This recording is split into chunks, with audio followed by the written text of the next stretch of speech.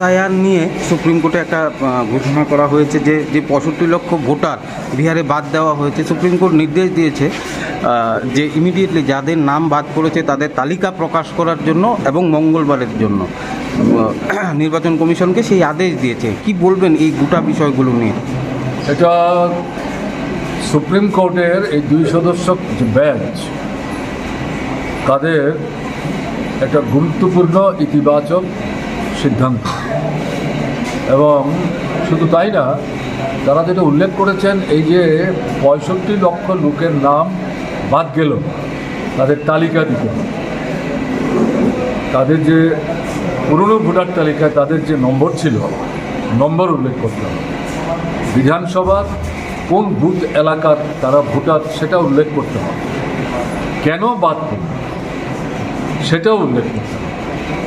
এবং সঙ্গে সঙ্গে এটাও বলেছেন যে যারা বাদ পড়লেন কিন্তু তারা জীবিত আছে, তারা যাতে নূতন করে তালিকায় নাম অন্তর্ভুক্ত করার জন্য সুযোগ নিতে পারেন তার ব্যবস্থা করতে হবে। যে কয়েকটা বিষয়বস্তুকে ভোটার তালিকায় নাম তোলার জন্যে একটা প্রমাণপত্র হিসাবে নির্বাচন কমিশন নির্ধারিত করেছিল, তার সাথে সুপ্রিম কোর্ট আরও 2টো জিনিস যুক্ত করেছে।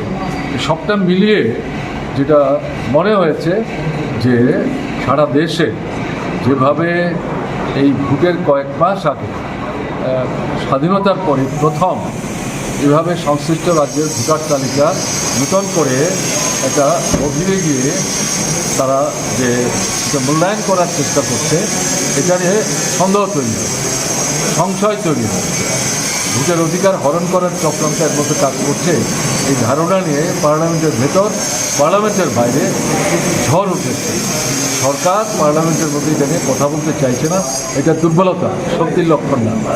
জনগণের মধ্যে বিজেপি এবং তার সঙ্গীয়দের যে বিচ্ছিন্নতা বাড়ছে, জনগণ যে তাদের উপর আস্থা হারাচ্ছে, এবং তারা যদি নির্বিঘ্নে ভোট দিতে পারে তাহলে তাদের ভোট যে এদের বিরুদ্ধে যাবে, এই ভয়ে ভীত সন্ত্রস্ত হয়ে তারা বাছাই করে করে নাম বাতিল করার চেষ্টা করছে। এবং তার মধ্যে বিশেষ করে তারা চিহ্নিত করছে সংখ্যালঘু মুসলিম অংশের মানুষ, দলিত অংশের মানুষ, এবং তার মধ্যে বিশেষ করে তো তফসিলি অংশ আছেনই, ওবিসি অংশের মানুষ আছেন, ছোটো বাজারে ব্যবসায়ী আছেন।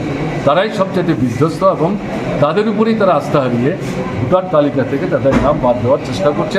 এবং এক্ষেত্রে ইলেকশন কমিশন, যাকে তারা বগল দাবা করেছে, সেই কমিশন বিজেপি এবং তার সহযোগীদের সাহায্য করার জন্য এই অগণতান্ত্রিক অন্যায় পথে অগ্রসর হওয়ার চেষ্টা করছেন। আমাদের বিশ্বাস তারা যতই ষড়যন্ত্র করুন, এই ক্ষেত্রে তারা সাফল্য অর্জন করতে পারবে না। ভারতবর্ষের মানুষ এটাকে প্রতিরোধ করবে।